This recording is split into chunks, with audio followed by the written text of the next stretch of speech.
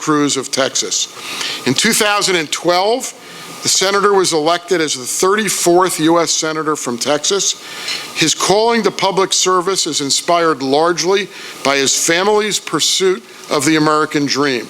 His mother was born in Delaware, and she became the first in her family to graduate from college with a degree in mathematics.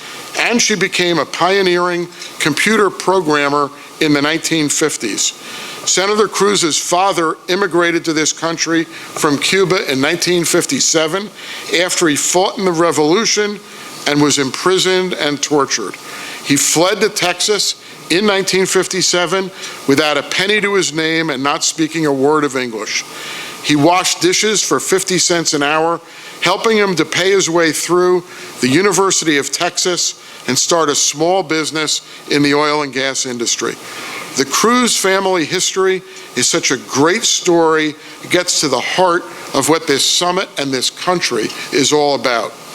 I am sure many of you remember seeing Senator Cruz when he won the Iowa primary, thanking both his mother and father for succeeding and living the American dream. Speaking of the American dream, Senator Cruz himself graduated with honors from Princeton University and with high honors from Harvard Law School.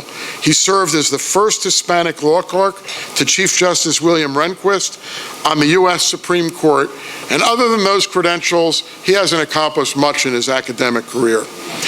In the U.S. Senate, Senator Cruz serves on many important committees, including the Commerce, Science, and Transportation, Armed Services, and Judiciary Committees, and the Committee on Rules and Administration, and the Joint Economic Committee.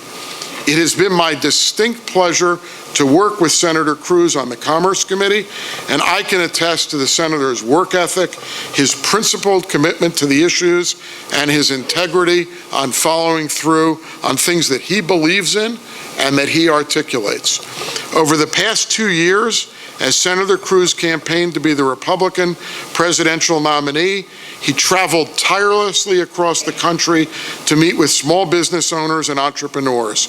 In April 2015, he was the first candidate to participate in the U.S. Hispanic Chamber of Commerce Candidate Q&A Forum.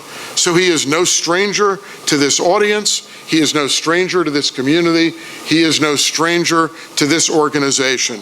Please join me in welcoming back to the stage, back to the U.S. Hispanic Chamber, a true friend of Hispanic businesses nationwide, Senator Ted Cruz.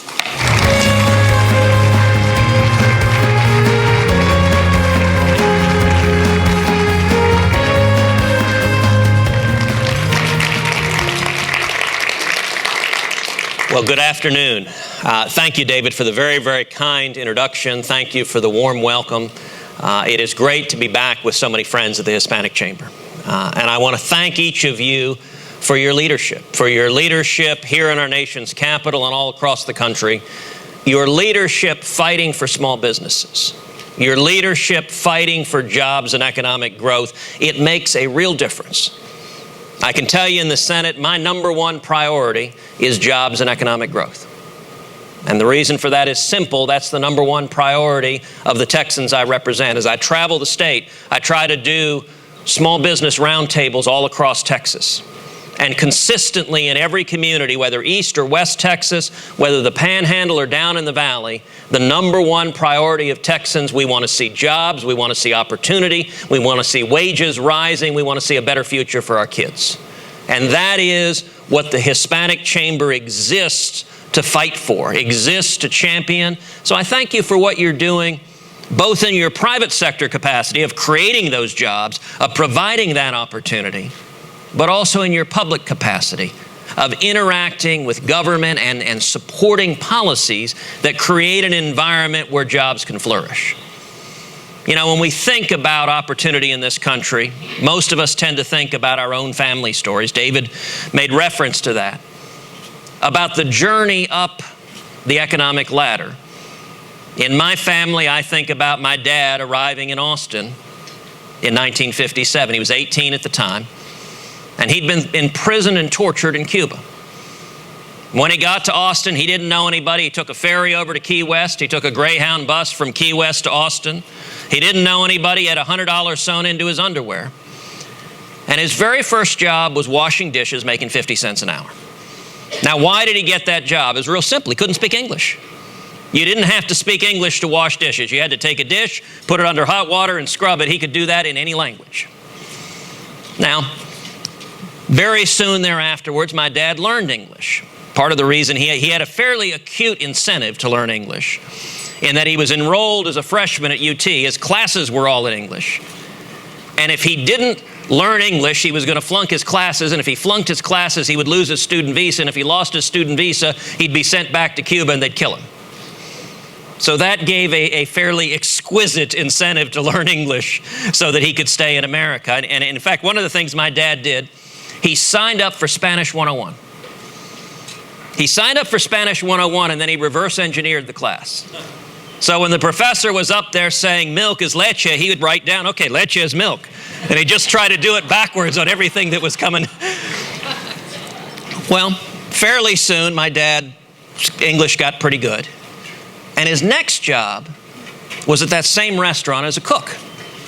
He got hired as a cook, and he made 80 cents an hour. Now, 80 cents an hour was better than 50. He liked being a cook a lot better than being a dishwasher. His next job after that, he got hired as a research assistant and a teaching assistant at the University of Texas teaching math. And then his next job from there was at IBM as a computer programmer. And then he and my mom went on to start a small business, a seismic data processing business in the oil and gas industry. Now that's a story I suspect that is familiar to just about everyone here, that all of us, I mean, it's one of the amazing things about this country, that we share that common journey. And a point that I try to make often when thinking about economic policies, I think our economic policies need to focus the most on the first and second and third rungs of the economic ladder, on the beginning of ascending to prosperity. Because if my dad hadn't gotten that first job washing dishes making 50 cents an hour, he doesn't get the second job making 80 cents an hour, he doesn't get the next job teaching, and he doesn't get hired by IBM or start his business. If you knock people off of the rung of economic opportunity early on, it strips their entire future. Now, where do jobs and economic growth come from? What folks here understand is that jobs and economic growth, they come from the private sector, they come from entrepreneurs putting capital at risk, and they come from small businesses. 2/3 of all new jobs come from small businesses. If you want to see more jobs and economic growth, there's a tried and true method, which is from the government side, regulatory reform and tax reform. Every time in history we've reduced the burdens on small businesses and job producers, the result has been incredible economic growth. And I will tell you, where the time we're at right now, it is a time of change. It is a time in Washington where the entire city is changing. And I have to tell you, in Texas at least, as I meet with business leaders, there is an excitement, there is an enthusiasm in the business community that I haven't heard a long time. I believe we are poised for 2017 for this to be the most productive Congress in decades. Now, we could easily screw it up. But if we actually deliver on what we promised, I think we could have a tremendous impact on the economy. I think there are 4 major things I believe we're going to accomplish in 2017. First, and what we're in the middle of right now, is repealing Obamacare. Now, that has been a central campaign promise for 6 years. I can tell you, when I do small business roundtables in Texas, over and over and over again, small business owners tell me Obamacare is the single biggest challenge they face in their business. That it's forcing millions of Americans into part-time work. It's forcing millions of small businesses to stay under 50 employees. Obamacare, repealing it and then replacing it with patient-centered reforms that increase competition, that increase choices, that drive down costs, and give you, the patient, control over your health care without government getting between you and your doctor. That's what we need to be doing. Now, getting there is not going to be easy. We are in the middle of active debates within the House of Representatives, between the House and the Senate, with the administration. The House has a current bill that personally I don't think gets the job done. I think we need more work on the House bill, and so I'm working very, very hard with my colleagues in both houses and with the administration to improve that bill. And what I think is critically important to see in health care reform is reforms that drive down costs. The number one cause of people being so frustrated and angry with Obamacare is that premiums keep skyrocketing. All over Texas, I hear people who say, I can't afford health insurance anymore. The average family's premiums have increased over $5,000 a year. If we're going to do this and do this right, we've got to repeal the government mandates that are driving premiums through the roof so that people can afford to have quality health care for their families. That's the first task before us. It is not going to be easy to get there, but I believe failure is not an option, that we have to get it done. And so I'm working very, very hard to try to bring people together to get us to yes, to get us to a real repeal, and a repeal that drives down premiums so that health care is affordable for people who need it. A second major priority item in 2017 is reg reform. I have to tell you, just about every cabinet member that has sat down with me, the first words out of their mouth are reg reform. By all indications, this administration's commitment to reg reform is real, it is genuine, it is passionate.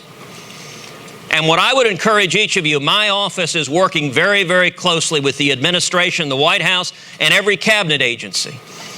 I would ask each of you to go back to your businesses and brainstorm with your teams what government policies, what government regulations, if repealed or modified, would have the single biggest impact on your bottom line, would have the single biggest impact on productivity, on job creation, on wages.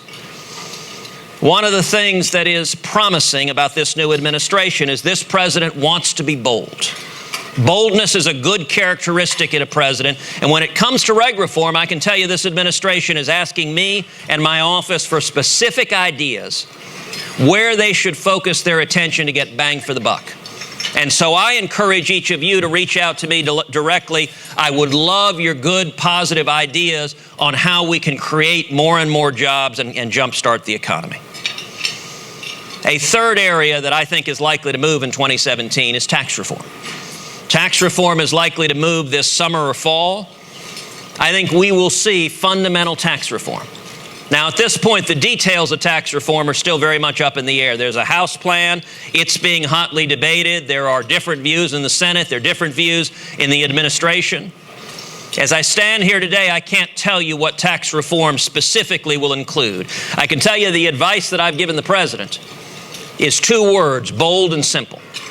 I think there is power to bold simplicity, to dramatically simplifying the tax code, to reducing the burdens, reducing the paperwork, making the tax code simple and fair.